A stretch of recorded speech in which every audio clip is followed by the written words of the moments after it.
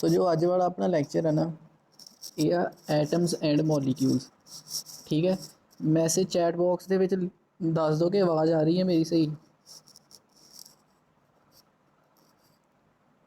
तो मैं तुहानूं ये भी दस देना चाहुंदा हाँ कि अगर किसी ने साइंस सीखनी है ना, तो सब तो इंपॉर्टेंट चैप्टर जेकर कोई हैगा तो ये है। ठीक है ना, आवाज़ आ रही है ना मेरी? ओके ओके ओके, ठीक है सुखमीत। हुण आराम नाल इहनूं सुनना है, ठीक है ना। आसान जिहा चैप्टर है, आसान जिहा चैप्टर है, ठीक है। आराम नाल सुनना है, सारा समझ लग जाएगा। इत्थों साइंस शुरू होंदी है, केमिस्ट्री खास करके इत्थों। जे तुहानूं अज वालियां चीज़ां पता लग गईयां ना, तुसीं कहना कि कमाल हो गई है। ठीक है ना, तुहाडे लई केमिस्ट्री जिहड़ी होनी है वो हासा ही हो जानी है अज तो बाद। ठीक है, आराम नाल सुनियो। ठीक है, चलो स्टार्ट करते हैं। तो सब तो पहलां की आ गया अपने कोल एटम्स एंड मॉलिक्यूल्स। ठीक है, एक सैकेंड। एटम्स एंड मॉलिक्यूल्स आ गए। हुण वेखो अपने कोल की हुंदा वा hydrogen, oxygen, carbon, sodium, potassium. ये सारे की है एलीमेंट्स। जिद्दां दा ना अपने कोल hydrogen, oxygen, carbon, sodium. Sodium नूं लिखी दा वा Na करके लिखते हैं आपां सोडियम नूं। ठीक है, पोटाशियम नूं लिखते हैं K करके। ये सारे की है एलीमेंट्स। हुण एलीमेंट्स की हुंदे आ? एलीमेंट एक तो हो गई, एक तो हो गया ये चीज़। ठीक है, जो मैं कहां ना एलीमेंट्स, एलीमेंट्स तुहाडे दिमाग 'च की आ जाना चाहिए? हाइड्रोजन हो गई, सोडियम अपने कोल हाइड्रोजन हो गई, सोडियम हो गया, पोटाशियम हो गया। ये सारे की है एलीमेंट्स, तुहाडे दिमाग 'च आ जाने चाहिए। जो मैं कहां कंपाउंड्स, तुहाडे दिमाग 'च की आ जाना चाहिए? Water, H2O, CO2। ठीक है, ये समझण दे ਲਈ ना ਆਪਾਂ ਨੂੰ ਇਹ ਦੋ ਕੁ एग्जांपल्स ਆਪਣੇ माइंड 'ਚ ਰੱਖਣੀਆਂ ਪੈਣੀਆਂ। ਜਦੋਂ मैं ਕਹਾਂ एलीमेंट, एलीमेंट तो ਤੁਹਾਡੇ ਦਿਮਾਗ 'ਚ ਕੀ ਆ ਜਾਣਾ ਚਾਹੀਦਾ? हाइड्रोजन, अपने कोल सोडियम। ये दो रख लो दिमाग 'ਚ, हाइड्रोजन सोडियम। एलीमेंट मैं क्या तुहाडे दिमाग 'ਚ ਕੀ ਆ ਜਾਣਾ ਚਾਹੀਦਾ? Hydrogen sodium. ਜਦੋਂ मैं क्या कंपाउंड तुहाडे दिमाग 'ਚ ਕੀ आ जाना ਚਾਹੀਦਾ? वाटर ਤੇ ਜਾਂ आ जाने चाहिए CO2। ठीक है, ये दिमाग 'ਚ अपने रखना। ठीक है, हुण अपने कोल hydrogen, oxygen, carbon, sodium, potassium. ठीक है, मैं क्या कि सारे एलीमेंट्स आ। Water, carbon, CO2, carbon dioxide जिन्हों कहते ये कंपाउंड आ। हुण ये की हुंदे वेखो, ਜਿਹੜਾ तो ਹੁੰਦਾ ना एलीमेंट, इनू आपां फर्दर डिवाइड नहीं कर सकते हैगे। कहने का मतलब हुण ये हाइड्रोजन आ, सोडियम आ, इनू आपां फर्दर डिवाइड नहीं कर सकते हैगे। पर जेकर वाटर लईए आपां, ये की है कंपाउंड, इनू आपां फर्दर डिवाइड कर सकते हैं। काहदे विच कर सकते हैं? हाइड्रोजन ते एक की है ऑक्सीजन। आह वाली ऑक्सीजन अलग करती, आह वाली हाइड्रोजन अलग कर दित्ती। पर इत्थे आपां नहीं कर सकते हैगे। एलीमेंट्स दे विच आपां नूं फर्दर डिवाइड नहीं कर सकते हैगे, पर जिहड़ा कंपाउंड आ उत्थे आपां फर्दर डिवाइड कर सकते हैं। जिद्दां मान लो कार्बन डाइऑक्साइड ही है साडे कोल। ठीक है ना, साडे कोल सर वॉइस क्लीयर नहीं आ रही हैगी। बेटा वॉइस क्लीयर नहीं आ रही हैगी? दसो कोई बोल। आ रही है ना? ठीक है, आ रही है ना? ओके ओके, स्क्रीन भी दिस रही है। ठीक है, ओके ओके। सो यार मेरी वालों तो सही है नैटवर्क। वेखो ਜਿਹੜਾ तो हो गया अपने कोल एलीमेंट, इनू आप फर्दर डिवाइड नहीं कर सकते है। हाइड्रोजन को आप फर्दर डिवाइड कर सकते हैं? नहीं। सोडियम को आप फर्दर डिवाइड कर सकते हैं? नहीं। पर ਜਿਹੜਾ कंपाउंड आ जिमें कि कार्बन डाइऑक्साइड ही है, इनू आप फर्दर डिवाइड कर सकते हैं। काहदे विच? कार्बन दे विच, ऑक्सीजन दे विच। वाटर जिहड़ा कि एक कंपाउंड आ, इनू काह च डिवाइड कर सकते हैं? Hydrogen, oxygen. ठीक है ना। सो जिहड़ा हुंदा ना अपने कोल एलीमेंट, तुसीं एलीमेंट तो दिमाग च लैन दा सोडियम, हाइड्रोजन, इनू आप फर्दर डिवाइड नहीं कर सकते है। कंपाउंड की है, इनू फर्दर डिवाइड कर सकते हैं। समझण लई है। ठीक है ना, ये डेफिनेशन नहीं है, मैं तुहानूं समझाउण दे लई आसान चीज़ां लिखियां होईयां है। ठीक है, हुण वेखो एलीमेंट दे विच एग्जाम्पल की हैगी? Hydrogen, oxygen, carbon. आ वेख लो इक्को एक ही लिखिया वा, H कला लिखिया, O लिखिया, C लिखिया। ठीक है ना, हुण इत्थे वेखो कंपाउंड दे विच वाटर लिखिया, NaCl लिखिया, CO2 लिखिया। थल्ले ही वेखो लिखिया एलीमेंट दे थल्ले मैं की लिखिया? सिंपलेस्ट फॉर्म डैट कैंट भी फर्दर डिवाइड, जिन्हों फर्दर डिवाइड नहीं कर सकते। कंपाउंड की है? फॉर्म ऑफ मैटर जिन्हों अगे डिवाइड कर सकते हैं। ठीक है, सो ये दो चीज़ां हो गई। जो मैं गल की एलीमेंट की, देखो फिर अगली अगे अपने को टॉपिक की आ गया एटम। तो एक टॉपिक आ गया मॉलीक्यूल। ਐਟਮ ਨੂੰ ਮੈਂ ਕਿਹਦੇ ਥੱਲੇ ਲਿਖਿਆ, ਐਲੀਮੈਂਟ ਦੇ ਥੱਲੇ। ਮੋਲੀਕਿਊਲ ਨੂੰ ਮੈਂ ਕਿਹਦੇ ਥੱਲੇ ਲਿਖਿਆ, ਕੰਪਾਊਂਡ ਦੇ ਥੱਲੇ। ਠੀਕ ਆ। ਐਟਮ ਕੀ ਆ ਅਤੇ ਮੋਲੀਕਿਊਲ ਕੀ ਆ। ਐਟਮ ਦੀ ਗੱਲ ਉੱਥੇ ਕਰਨੀ ਹੈ ਜਿੱਥੇ ਐਲੀਮੈਂਟ ਦੀ ਗੱਲ ਕਰਨੀ ਹੈ, ਮੋਲੀਕਿਊਲ ਦੀ ਗੱਲ ਉੱਥੇ ਕਰਨੀ ਹੈ ਜਿੱਥੇ ਕੰਪਾਊਂਡ ਦੀ ਗੱਲ ਕਰਨੀ। ਸਮਝ ਲੱਗੀ ਕਿ ਜਿੱਥੇ ਆਪਾਂ ਕੰਪਾਊਂਡ ਦੀ ਗੱਲ ਕਰਨੀ ਆ ਉਹਦੇ ਵਿੱਚ ਆਉਣਾ ਮੋਲੀਕਿਊਲ। ਇੱਦਾਂ ਨਹੀਂ ਹੋਣਾ ਕਿ ਆਪਾਂ ਐਲੀਮੈਂਟ ਦੇ ਵਿੱਚ ਹੀ ਮੋਲੀਕਿਊਲ ਕਹੀ ਜਾਈਏ, ਇੱਦਾਂ ਨਹੀਂ ਹੋਣਾ। ਠੀਕ ਹੈ ਨਾ।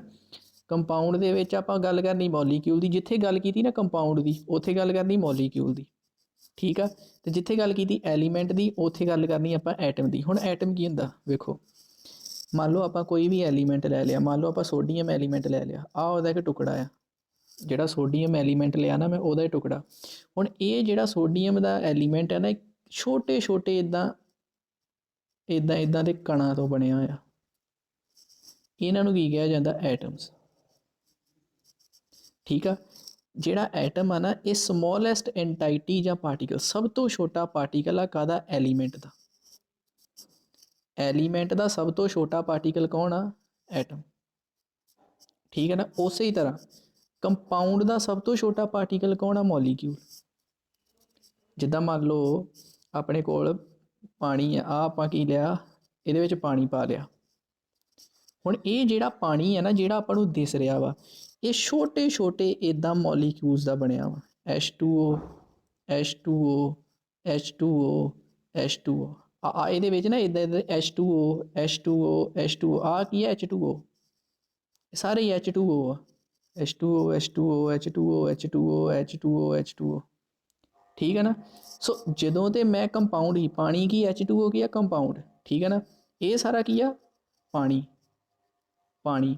ਹੁਣ ਇਹਦਾ ਮੈਂ ਇੱਕ ਛੋਟਾ ਜਿਹਾ ਜਿਹੜਾ ਸਭ ਤੋਂ ਛੋਟਾ ਹਿੱਸਾ ਆ ਉਹਨੂੰ ਜਦੋਂ ਮੈਂ ਲੈ ਲਿਆ ਨਾ, ਸਭ ਤੋਂ ਛੋਟੇ ਪਾਰਟੀਕਲ ਨੂੰ, ਉਹ ਕੀ ਆ, ਮੋਲੀਕਿਊਲ। ਸਮਝ ਲੱਗੀ ਵੀ ਜਿੱਦਾਂ ਜਦੋਂ ਇਹਨੂੰ ਸਮਝਣ ਲਈ ਸਿੰਪਲ ਜੀ ਗੱਲ ਹੈ, ਕੰਪਾਊਂਡ ਕੀ ਆ ਸਾਡੇ ਕੋਲ, ਵਾਟਰ। ਠੀਕ ਹੈ ਨਾ, ਵਾਟਰ। ਆਪਾਂ ਪਾਣੀ ਲਿਆ। ਠੀਕ ਆ। ਇਹ ਪਾਣੀ ਦੇ ਇਹ ਕੀ ਆ, ਪਾਣੀ। ਹੁਣ ਇਹ ਪਾਣੀ ਜਿਹੜਾ ਹੁੰਦਾ ਨਾ ਆਪਾਂ ਦੇਖ ਨਹੀਂ ਸਕਦੇ, ਪਰ ਇਹ ਛੋਟੇ ਛੋਟੇ ਪਾਰਟੀਕਲਸ ਦਾ ਬਣਿਆ ਹੁੰਦਾ। ਅੱਖਾਂ ਨਾਲ ਨਹੀਂ ਦੇਖ ਸਕਦੇ, ਹਜ਼ਾਰਾਂ ਲੱਖਾਂ ਕਰੋੜਾਂ ਪਾਰਟੀਕਲਸ ਦਾ ਬਣਿਆ ਹੁੰਦਾ, ਅੱਖਾਂ ਨਾਲ ਨਹੀਂ ਅਸੀਂ ਦੇਖ ਸਕਦੇ ਹੈਗੇ। ਠੀਕ ਹੈ ਨਾ। ਜਦੋਂ ਆਪਾਂ ਕੰਪਾਊਂਡ ਦਾ ਜਿਹੜਾ ਸਭ ਤੋਂ ਛੋਟਾ ਪਾਰਟੀਕਲ ਹੁੰਦਾ ਨਾ ਉਹਨੂੰ ਮੋਲੀਕਿਊਲ ਕਹਿੰਦੇ ਆ। ਠੀਕ ਹੈ ਨਾ। ਕੰਪਾਊਂਡ ਦਾ ਸਭ ਤੋਂ ਛੋਟਾ ਪਾਰਟੀਕਲ ਜਿਹੜਾ ਨਾ ਉਹ ਕੀ ਆ, ਮੋਲੀਕਿਊਲ। ਠੀਕ ਹੈ। ਐਲੀਮੈਂਟ ਦਾ ਸਭ ਤੋਂ ਛੋਟਾ ਪਾਰਟੀਕਲ ਕਿਹੜਾ ਵਾ, ਐਟਮ। ਜਿਵੇਂ ਆ ਲਿਖਿਆ ਨਾ, ਐਟਮ ਦੇ ਥੱਲੇ ਲਿਖਿਆ ਵੇਖੋ, ਇਗਜ਼ਾਮਪਲ ਕੀ ਆ, ਸੋਡੀਅਮ ਕੀ ਹੈ, ਇੱਕ ਐਲੀਮੈਂਟ। ਠੀਕ ਆ। ਹੁਣ ਆਹ ਮੈਂ ਥੱਲੇ ਕੀ ਲੈ ਲਿਆ, ਉਹਦਾ ਸੈਂਪਲ ਲੈ ਲਿਆ। ਹੁਣ ਇਹਦੇ ਵਿੱਚ ਜਿਹੜੇ ਸਭ ਤੋਂ ਛੋਟਾ ਪਾਰਟੀਕਲ ਹੁੰਦੇ ਨਾ, ਸਭ ਤੋਂ ਛੋਟੇ ਪਾਰਟੀਕਲ ਆਹ ਵਾਲੇ ਸੋਡੀਅਮ ਦੇ ਵਿੱਚ, ਇਹਨਾਂ ਨੂੰ ਕੀ ਕਿਹਾ ਜਾਂਦਾ, ਐਟਮ। ਠੀਕ ਹੈ। ਅਤੇ ਮੋਲੀਕਿਊਲ ਕੀ ਆ, ਜਦੋਂ ਕੰਪਾਊਂਡ ਦੇ ਵਿੱਚ ਜਿਹੜਾ ਸਭ ਤੋਂ ਛੋਟਾ ਪਾਰਟੀਕਲ, ਕੰਪਾਊਂਡ ਦਾ ਸਭ ਤੋਂ ਛੋਟਾ ਪਾਰਟੀਕਲ ਮੋਲੀਕਿਊਲ, ਐਟਮ ਦਾ ਸਭ ਤੋਂ ਐਲੀਮੈਂਟ ਦਾ ਸਭ ਤੋਂ ਛੋਟਾ ਪਾਰਟੀਕਲ ਐਟਮ। ਠੀਕ ਹੈ। ਅਤੇ ਜਿਹੜਾ ਹੁੰਦਾ ਨਾ ਆਪਣੇ ਕੋਲ ਐਲੀਮੈਂਟ ਕੀ ਹੈ, ਜਿਹਨੂੰ ਫਰਦਰ ਡਿਵਾਈਡ ਨਹੀਂ ਕਰ ਸਕਦੇ ਹੈਗੇ, ਜਿਹੜਾ ਕੰਪਾਊਂਡ ਇਹਨੂੰ ਫਰਦਰ ਡਿਵਾਈਡ ਕਰ ਸਕਦੇ ਹੈਗੇ। ਠੀਕ ਆ। ਹੁਣ ਜਿਹੜਾ ਤਾਂ ਹੁੰਦਾ ਨਾ ਆਪਣੇ ਕੋਲ ਐਟਮ, ਐਲੀਮੈਂਟ ਹੁੰਦਾ ਹਾਈਡਰੋਜਨ। ਵੇਖੋ ਜਿਹੜੀ ਹੁੰਦੀ ਹੈ ਨਾ ਆਪਣੇ ਕੋਲ, ਜਿੱਦਾਂ ਹੁਣ ਸਾਡੇ ਆਲੇ ਦੁਆਲੇ ਜਿਹੜੀ ਹਾਈਡਰੋਜਨ ਗੈਸ ਆ, ਜਾਂ ਜਿਹੜੀ ਆਪਣੇ ਆਲੇ ਦੁਆਲੇ ਆਕਸੀਜਨ ਗੈਸ ਆ, ਠੀਕ ਹੈ ਨਾ, ਉਹਨੂੰ ਆਪਾਂ ਇੱਦਾਂ ਨਹੀਂ ਲਿਖਦੇ ਹੈਗੇ, ਉਹਨੂੰ ਆਪਾਂ ਕਿੱਦਾਂ ਲਿਖਦੇ ਹਾਂ, ਇੱਦਾਂ। ਉਹਦੇ ਪੈਰ ਦੇ ਵਿੱਚ 2 ਪਾਈਦਾ। ਹਾਈਡਰੋਜਨ ਨੂੰ ਵੀ ਇੱਦਾਂ ਲਿਖਦੇ ਹਾਂ। ਜਿਹੜੀ Cl ਹੁੰਦੀ ਨਾ, ਕਲੋਰੀਨ, ਇਹਨੂੰ ਵੀ ਇੱਦਾਂ ਲਿਖਦੇ ਹਾਂ। ਠੀਕ ਹੈ ਨਾ। ਇਹਦਾ ਕਾਰਨ ਕੀ ਹੁੰਦਾ ਵਾ, ਇਹਦਾ ਕਾਰਨ ਇਹ ਹੁੰਦਾ ਵਾ ਕਿ ਜਿਹੜੀ ਹੁੰਦੀ ਹੈ ਨਾ, ਮੰਨ ਲਓ ਜੇਕਰ ਇਕੱਲੀ ਇੱਕ ਆਕਸੀਜਨ ਦੀ ਗੱਲ ਕਰੀਏ, ਇਹ ਬਹੁਤ ਜ਼ਿਆਦਾ ਰਿਐਕਟਿਵ ਆ। ਰਿਐਕਟਿਵ ਮਤਲਬ ਕੀ ਆ ਕਿ ਇਹ ਹਰੇਕ ਦੇ ਨਾਲ ਕੀ ਆ, ਰਿਐਕਸ਼ਨ ਕਰਨਾ ਚਾਹ ਰਹੀ ਆ, ਇਹ ਹਰੇਕ ਦੇ ਨਾਲ ਮਿਲਣਾ ਚਾਹ ਰਹੀ ਆ। ਠੀਕ ਹੈ ਨਾ। ਅਤੇ ਇਸ ਕਰਕੇ ਇਹ ਜਿਹੜੀ ਰਿਐਕਟਿਵ ਆ ਨਾ, ਇਸ ਕਰਕੇ ਕੀ ਕਰਦੀ ਆ, ਇੱਕ ਹੋਰ ਆਕਸੀਜਨ ਨਾਲ ਕੰਬਾਈਨ ਕਰਦੀ ਆ ਅਤੇ ਕੀ ਬਣਾਉਂਦੀ ਆ, O2। ਅਤੇ ਜਿਹੜੀ ਇਹ O2 ਬਣਦੀ ਹੈ ਨਾ, ਇਹ ਰਿਐਕਟਿਵ ਨਹੀਂ ਹੁੰਦੀ। ਹੁਣ ਜਿਹੜੀ ਆਪਣੀ ਆਕਸੀਜਨ ਆਪਾਂ ਆਪਣੇ ਅੰਦਰ, ਇਹ ਕੀ ਆ, ਆਕਸੀਜਨ, O2 ਮਤਲਬ ਆਕਸੀਜਨ। ਹੁਣ ਜਿਹੜੀ ਆਪਾਂ ਅੰਦਰ ਆਪਣੇ ਆਕਸੀਜਨ ਲੈ ਰਹੇ ਹਾਂ, ਉਹ ਸਾਡੇ ਅੰਦਰ ਕੋਈ ਜਾ ਕੇ ਡੈਮੇਜ ਕਰਦੀ ਪਈ ਆ, ਸਾਡੇ ਅੰਦਰ ਜਿਹੜਾ ਬੋਡੀ ਆ ਸਾਡੀ, ਇਹਨੂੰ ਕੋਈ ਨੁਕਸਾਨ ਕਰਦੀ ਪਈ ਆ, ਨਹੀਂ। ਕਿਉਂ ਨਹੀਂ ਕਰਦੀ ਪਈ, ਕਿਉਂਕਿ ਇਹ ਰਿਐਕਟਿਵ ਨਹੀਂ ਆ। ਜੇਕਰ ਇਹ ਰਿਐਕਟਿਵ, ਮੰਨ ਲਓ ਜੇਕਰ ਆਪਾਂ ਇਕੱਲੀ ਆਪਾਂ ਆਪਣੇ ਅੰਦਰ ਲੈਂਦੇ ਹੁੰਦੇ, ਠੀਕ ਹੈ ਨਾ। ਤਾਂ ਇਹ ਬਹੁਤ ਜ਼ਿਆਦਾ ਰਿਐਕਟਿਵ ਹੀ, ਕੀ ਪਤਾ ਕਿੰਨਾ ਕੁ ਨੁਕਸਾਨ ਕਰ ਦਿੰਦੀ ਸਾਡੇ ਅੰਦਰ ਜਾ ਕੇ, ਸਾਡੇ ਲੰਗਸ ਨੂੰ ਵੀ ਖਰਾਬ ਕਰ ਦਿੰਦੀ, ਸਾਡੇ ਸਟਮਕ ਨੂੰ ਵੀ ਖਰਾਬ ਕਰ ਦਿੰਦੀ। ਠੀਕ ਹੈ ਨਾ। ਸੋ ਇਸ ਦੇ ਲਈ ਜਿਹੜੀ ਹੁੰਦੀ ਹੈ ਨਾ, ਆਕਸੀਜਨ ਹੋ ਗਈ ਜਾਂ ਹਾਈਡਰੋਜਨ ਹੋ ਗਈ ਜਾਂ ਕਲੋਰੀਨ ਹੋ ਗਈ Cl2, ਇਹਨੂੰ ਆਪਾਂ ਇਕੱਲਾ ਇੱਦਾਂ ਨਹੀਂ ਲਿਖੀਦਾ, ਇਹਨੂੰ ਇੱਦਾਂ ਲਿਖੀਦਾ। ਕਿਉਂ? ਕਿਉਂਕਿ ਜਦੋਂ ਅਸੀਂ ਇਕੱਲਾ ਲਿਖਦੇ ਹਾਂ ਇਹਦਾ ਮਤਲਬ ਕੀ ਆ ਕਿ ਰਿਐਕਟਿਵ ਆ, ਇਹ ਸਟੇਬਲ ਨਹੀਂ ਹੈਗੀ। ਠੀਕ ਹੈ ਨਾ। ਜਿਹੜੀ ਚੀਜ਼ ਜ਼ਿਆਦਾ ਰਿਐਕਟਿਵ ਆ, ਹੁਣ ਮੰਨ ਲਓ ਇੱਕ ਬੰਦਾ ਜਿਹੜਾ ਵਾ ਉਹ ਬਹੁਤ ਹੀ ਗੁੱਸੇਖੋਰ ਆ, ਬੜੇ ਗੁੱਸੇ 'ਚ ਰਹਿੰਦਾ, ਉਹ 24 ਘੰਟੇ ਗੁੱਸੇ 'ਚ ਰਹਿੰਦਾ। ਜਦੋਂ ਗੁੱਸੇ 'ਚ ਰਹਿੰਦਾ ਇਹਦਾ ਮਤਲਬ ਕੀ ਆ, ਉਹ ਰਿਐਕਟਿਵ ਆ। ਸੋ ਜਦੋਂ ਇੱਕ ਚੀਜ਼ ਇੱਕ ਰਿਐਕਟਿਵ ਆ, REACTIVE, ਰਿਐਕਟਿਵ। ਜਦੋਂ ਕੋਈ ਚੀਜ਼ ਜ਼ਿਆਦਾ ਰਿਐਕਟਿਵ ਆ, ਉਹ ਮੁੰਡਾ ਬਹੁਤ ਜ਼ਿਆਦਾ ਰਿਐਕਟਿਵ ਆ, ਬਹੁਤ ਜ਼ਿਆਦਾ ਗੁੱਸੇ 'ਚ ਆ, ਜਿਹਦੇ ਨਾਲ ਮਰਜ਼ੀ ਲੜ ਸਕਦਾ, ਉਹ ਬਹੁਤ ਰਿਐਕਟਿਵ ਆ। ਪਰ ਜਦੋਂ ਹੁਣ ਕੋਈ ਚੀਜ਼ ਬਹੁਤ ਜ਼ਿਆਦਾ ਰਿਐਕਟਿਵ ਆ, ਫਿਰ ਉਹ ਅਨਸਟੇਬਲ ਹੋਊਗੀ ਨਾ, ਫਿਰ ਉਹ ਕੀ ਹੋਣੀ ਆ, ਅਨਸਟੇਬਲ। UNSTABLE। ਅਨਸਟੇਬਲ ਕਿਉਂ ਨਹੀਂ ਹੈ? ਕਿਉਂਕਿ ਉਹ ਟਿਕ ਹੀ ਨਹੀਂ ਬੈਠ ਸਕਦਾ ਹੈਗਾ। ਠੀਕ ਹੈ ਨਾ। ਸੋ ਇਸ ਦੇ ਲਈ ਕੀ ਆ, ਸਟੇਬਲ ਮਤਲਬ ਹੁੰਦਾ ਜਿੱਦਾਂ ਹੁਣ ਮੰਨ ਲਓ ਤੁਸੀਂ ਆਪਣੇ ਬੈਠੇ ਹੋ, ਕੁਰਸੀ ਦੇ ਉੱਤੇ ਬੈਠੇ ਹੋ, ਤੁਸੀਂ ਵਧੀਆ ਤਰ੍ਹਾਂ ਬੈਠੇ ਹੋ, ਤੁਸੀਂ ਕੀ ਹੋ, ਸਟੇਬਲ ਹੋ। ਪਰ ਉਹੀ ਜੇਕਰ ਕੋਈ ਬੰਦਾ ਗੁੱਸੇ 'ਚ ਆ, ਉਹ ਇੱਧਰ ਉੱਧਰ ਨੂੰ ਤੁਰਿਆ ਫਿਰ ਰਿਹਾ, ਇਹਦਾ ਮਤਲਬ ਉਹ ਅਨਸਟੇਬਲ ਹੈ। ਠੀਕ ਹੈ ਨਾ। ਅਤੇ ਅਨਸਟੇਬਲ ਕੌਣ ਹੋਣਾ? ਇੱਧਰ ਉੱਧਰ ਨੂੰ ਕਿਹਨੇ ਤੁਰੇ ਫਿਰਨਾ? ਜਿਹੜਾ ਰਿਐਕਟਿਵ ਆ। ਠੀਕ ਹੈ ਨਾ। ਸੋ ਇਕੱਲਾ ਆਪਾਂ, ਵੋਇਸ ਕਰੈਕ ਹੋ ਰਹੀ ਹੈ, ਉਹ ਦੱਸੋ ਬੇਟਾ। ਮੇਰੀ ਵੱਲੋਂ ਤਾਂ ਸਹੀ ਹੈ ਸਭ ਕੁਝ।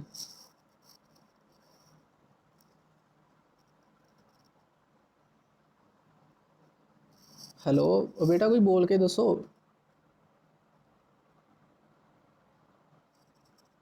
ਆਵਾਜ਼ ਨਹੀਂ ਆ ਰਹੀ ਹੈਗੀ?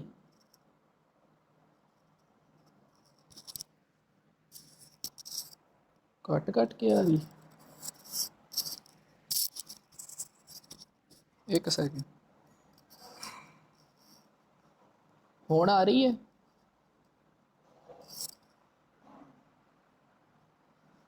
ਹੁਣ ਕਲੀਅਰ ਹੈ। ਠੀਕ ਹੈ। ਕਿੱਥੋਂ ਤੱਕ ਸਮਝ ਲੱਗਿਆ ਸੀ?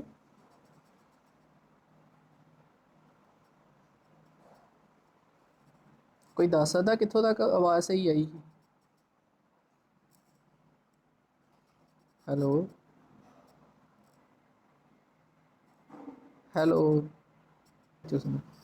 ਦੇਖੋ। ਸੋ ਕੀ ਹੋਇਆ ਕਿ ਆਪਣੇ ਕੋਲ ਕੀ ਹੁੰਦਾ ਵਾ ਕਿ ਜਿਹੜਾ ਨਾ ਆਪਣੇ ਕੋਲ ਐਟਮ ਤੇ ਜਿੱਥੇ ਆਪਾਂ ਐਲੀਮੈਂਟ ਦੀ ਗੱਲ ਕੀਤੀ, ਉੱਥੇ ਐਟਮ ਦੀ ਗੱਲ ਕੀਤੀ ਕਿ ਐਲੀਮੈਂਟ ਦਾ ਸਭ ਤੋਂ ਛੋਟਾ ਪਾਰਟੀਕਲ ਕੌਣ ਆ? ਐਟਮ। ਠੀਕ ਹੈ। ਜਿਹੜਾ ਕੰਪਾਊਂਡ ਦਾ ਸਭ ਤੋਂ ਛੋਟਾ ਪਾਰਟੀਕਲ ਆ, ਉਹ ਕੀ ਆ? ਮੋਲੀਕਿਊਲ। ਠੀਕ ਆ ਨਾ। ਠੀਕ ਹੈ। ਹੁਣ ਇੱਕ ਮੈਂ ਕੀ ਕਹਿ ਰਿਹਾ ਵਾਂ ਕਿ ਜਿਹੜਾ ਤਾਂ ਹੁੰਦੀ ਹੈ ਨਾ ਰਿਐਕਟਿਵ, ਜਿਹੜਾ ਰਿਐਕਟਿਵ ਆ ਚੀਜ਼, ਵੀ ਇੱਕ ਬੰਦਾ ਉਹ ਬੜੇ ਗੁੱਸੇ 'ਚ, ਇਹਦਾ ਮਤਲਬ ਉਹ ਬਹੁਤ ਜ਼ਿਆਦਾ ਰਿਐਕਟਿਵ ਹੈ। ਠੀਕ ਹੈ ਨਾ। ਜਿਹੜੀ ਚੀਜ਼ ਰਿਐਕਟਿਵ ਹੁੰਦੀ ਉਹ ਅਨਸਟੇਬਲ ਹੁੰਦੀ।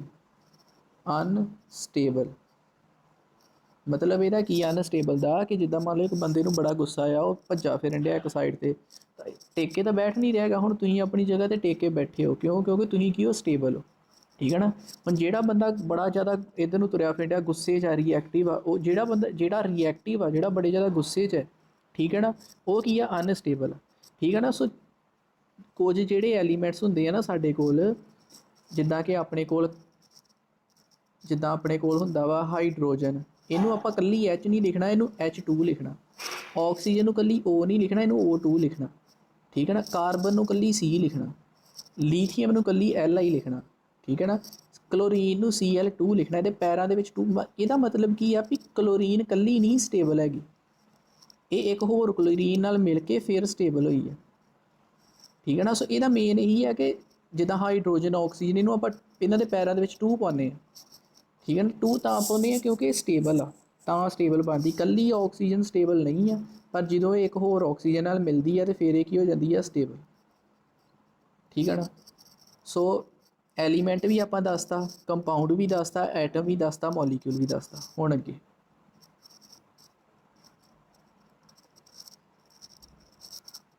ਹੁਣ ਵੇਖੋ ਕੀ ਆ ਗਿਆ? Laws of chemical combination. Laws of chemical combination by Lavoisier and Proust. ਇਹ ਆ ਜਿਹੜੇ ਸਪੈਲਿੰਗ ਹੈ ਨਾ, PROUST। ਹੁਣ ਵੇਖੋ ਇਹਦਾ ਕੀ ਮਤਲਬ ਹੈ। ਆਪਣੇ ਕੋਲ ਕੀ ਹੀ? ਵਾਟਰ, ਇਹਨੇ ਤਾਂ ਆਪਣੇ ਨਾਲ ਹੀ ਚੱਲਣਾ। ਜਿਹੜਾ H2O ਨਾ, ਇਹਨੇ ਆਪਣੇ ਨਾਲ ਹੀ ਚੱਲਣਾ। ਇਹ ਕਿਵੇਂ ਬਣਿਆ ਵਾਟਰ? ਜਦੋਂ ਹਾਈਡਰੋਜਨ ਪਲੱਸ ਆਕਸੀਜਨ ਦੋਵੇਂ ਮਿਲੇ, ਇਹਨਾਂ ਦੇ ਵਿੱਚ ਕੈਮੀਕਲ ਰਿਐਕਸ਼ਨ ਹੋਈ, ਫਿਰ ਵਾਟਰ ਬਣਿਆ। ਜਦੋਂ ਹਾਈਡਰੋਜਨ ਤੇ ਆਕਸੀਜਨ ਦੇ ਵਿੱਚ ਕੈਮੀਕਲ ਰਿਐਕਸ਼ਨ ਹੋਈ, ਜਿਹੜਾ ਆਪਾਂ ਪਾਣੀ ਦੇਖਦੇ ਹਾਂ ਨਾ ਆਪਣੇ ਆਲੇ ਦੁਆਲੇ, ਇਹ ਇਦਾਂ ਨਹੀਂ ਬਣ ਜਾਂਦਾ। ਜਦੋਂ ਹਾਈਡਰੋਜਨ ਤੇ ਆਕਸੀਜਨ ਦੇ ਵਿੱਚ ਰਿਐਕਸ਼ਨ ਹੁੰਦੀ ਹੈ, ਰਿਐਕਟ ਕਰਦੇ ਨਾ, ਫਿਰ ਪਾਣੀ ਬਣਦਾ। ਠੀਕ ਆ ਨਾ। ਸੋ ਜਿਹੜੇ ਇਹ ਲਾਜ਼ ਆ ਨਾ, ਲਾਜ਼ of chemical combination, laws of chemical combination, ਇਹਦੇ ਵਿੱਚ ਕੀ ਆ ਕਿ ਕੈਮੀਕਲਸ ਆਪਸ ਵਿੱਚ ਕਿਵੇਂ ਕੰਬਾਈਨ ਕਰਦੇ ਆ, ਉਹ ਰੂਲਸ ਆ। ਠੀਕ ਹੈ ਨਾ। ਕਿ ਜਿਹੜੇ ਜਿੱਦਾਂ ਹੁਣ ਮੰਨ ਲਓ ਇੱਥੇ ਦੱਸਿਆ ਵੀ ਆ, ਹਾਈਡਰੋਜਨ, 2 ਹਾਈਡਰੋਜਨ 1 ਆਕਸੀਜਨ ਮਿਲ ਕੇ, 2 ਹਾਈਡਰੋਜਨ 1 ਆਕਸੀਜਨ ਮਿਲ ਕੇ 1 ਵਾਟਰ ਬਣਾਉਂਦੀਆਂ ਪਈਆਂ। ਹੁਣ ਇੱਥੇ ਹੁਣ ਵੇਖਿਓ, ਇਹ ਜਿਹੜਾ ਵਾਟਰ ਆ ਨਾ H2O, ਇਹਨੂੰ ਮੈਂ ਕੀ ਕਹਿਣਾ ਵਾ, ਮੋਲੀਕਿਊਲ। ਇਹਨੂੰ ਮੈਂ ਕੀ ਕਿਹਾ, ਮੋਲੀਕਿਊਲ। ਇਹਨੂੰ ਮੈਂ ਐਟਮ ਨਹੀਂ ਕਿਹਾ। ਕਿਉਂ? ਕਿਉਂਕਿ ਵਾਟਰ ਕੀ ਹੁੰਦਾ, ਇੱਕ ਕੰਪਾਊਂਡ ਹੁੰਦਾ ਵਾ। ਕੰਪਾਊਂਡ ਮਤਲਬ ਕੀ ਹੈ, ਜਦੋਂ ਜ਼ਿਆਦਾ ਲੈ ਲਿਆ ਉਦੋਂ ਕੰਪਾਊਂਡ, ਜਦੋਂ ਉਹਦਾ ਸਭ ਤੋਂ ਛੋਟਾ ਪਾਰਟ ਲੈ ਲਿਆ ਉਦੋਂ ਮੋਲੀਕਿਊਲ। ਠੀਕ ਹੈ ਨਾ। ਸੋ ਇਹ ਜਿਹੜੇ ਲਾਜ਼ ਆ ਨਾ, ਲਾਜ਼ ਆਫ ਕੈਮੀਕਲ ਕੰਬੀਨੇਸ਼ਨ, ਇਹਨਾਂ ਦੇ ਵਿੱਚ ਕੀ ਹੁੰਦਾ ਵਾ ਕਿ ਜਿਹੜੀ ਇਹ ਰਿਐਕਸ਼ਨ ਹੁੰਦੀ ਹੈ ਨਾ, ਰਿਐਕਸ਼ਨ ਹੁੰਦੀਆਂ ਜਿਹੜੀਆਂ ਆਪਣੇ ਕੋਲ ਕਿੰਨੀਆਂ ਰਿਐਕਸ਼ਨਸ ਹੁੰਦੀਆਂ, ਇਹ ਰਿਐਕਸ਼ਨਸ ਜਿਹੜੀਆਂ ਹੁੰਦੀਆਂ ਆ, ਇਹਨਾਂ ਦੇ ਵਿੱਚ ਜਿਹੜੇ ਕੈਮੀਕਲਸ ਆਪਾਂ ਲੈਂਦੇ ਉਹ ਕਿਵੇਂ ਕੰਬਾਈਨ ਕਰਦੇ ਆ। ਠੀਕ ਹੈ ਨਾ। ਉਹਨਾਂ ਦੇ ਚਲੋ ਆਪਾਂ ਜਦੋਂ ਲਾਜ਼ ਪੜ੍ਹੇ ਤੁਹਾਨੂੰ ਆਪੇ ਸਮਝ ਲੱਗ ਜਾਣੀ। ਸੋ ਪਹਿਲਾ ਲਾਅ ਪੜ੍ਹਦੇ, 2 ਲਾਜ਼ ਆ। ਤੁਹਾਨੂੰ ਕੁਐਸਚਨ ਇਹ ਆ ਸਕਦਾ, ਲਾਜ਼ ਆਫ ਕੈਮੀਕਲ ਕੰਬੀਨੇਸ਼ਨ, ਵੀ ਕੈਮੀਕਲਸ ਕਿਵੇਂ ਕੰਬਾਈਨ ਕਰਦੇ ਆ। ਕੰਬੀਨੇਸ਼ਨ ਆ ਗਿਆ ਨਾ, ਕੈਮੀਕਲਸ ਕਿਵੇਂ ਕੰਬਾਈਨ ਕਰਦੇ ਆ। ਇਹ ਜਿਹੜੇ ਲਾਜ਼ ਕਿੰਨੇ ਦਿੱਤੇ, ਲੈਵੀਸ਼ੀਅਰ ਐਂਡ ਪ੍ਰੂਸਟ, ਇਹਨੇ ਦਿੱਤੇ। ਠੀਕ ਹੈ। ਕਿੰਨੇ ਲਾਜ਼ ਆ, 2। ਪਹਿਲਾ ਲਾਅ ਕੀ ਆ, ਲਾਅ ਆਫ ਕੰਜ਼ਰਵੇਸ਼ਨ ਆਫ ਮਾਸ। ਠੀਕ ਹੈ ਨਾ। ਇਹਦਾ ਕੀ ਮਤਲਬ ਆ ਕਿ ਜਿਹੜਾ ਮਾਸ ਹੁੰਦਾ ਨਾ, ਜਿਹੜਾ ਭਾਰ ਹੁੰਦਾ ਆਪਣੇ ਕੋਲ, ਠੀਕ ਹੈ ਨਾ, ਇਹਨੂੰ ਨਾ ਤਾਂ ਆਪਾਂ ਕ੍ਰੀਏਟ ਕਰ ਸਕਦੇ ਹਾਂ, ਨਾ ਹੀ ਕੈਮੀਕਲ ਰਿਐਕਸ਼ਨ 'ਚ ਡਿਸਟਰੋਏ ਕਰ ਸਕਦੇ ਹਾਂ। ਐਗਜ਼ਾਮਪਲ ਕੀ ਹੈ, ਵੇਖੋ, ਆਪਾਂ ਇੱਕ ਲਿਆ, ਕੋਈ ਮੰਨ ਲਓ ਆਪਣੇ ਹੁੰਦੇ ਨਹੀਂ ਆ, ਆਪਣੇ ਬੀਕਰ ਹੁੰਦੇ ਆਪਣੇ, ਜਿਹੜੀ ਸਾਇੰਸ ਲੈਬ ਦੇ ਵਿੱਚ ਬੀਕਰ ਹੁੰਦੇ, ਆਪਾਂ ਕੋਈ ਬੀਕਰ ਲੈ ਲਿਆ। ਠੀਕ ਆ।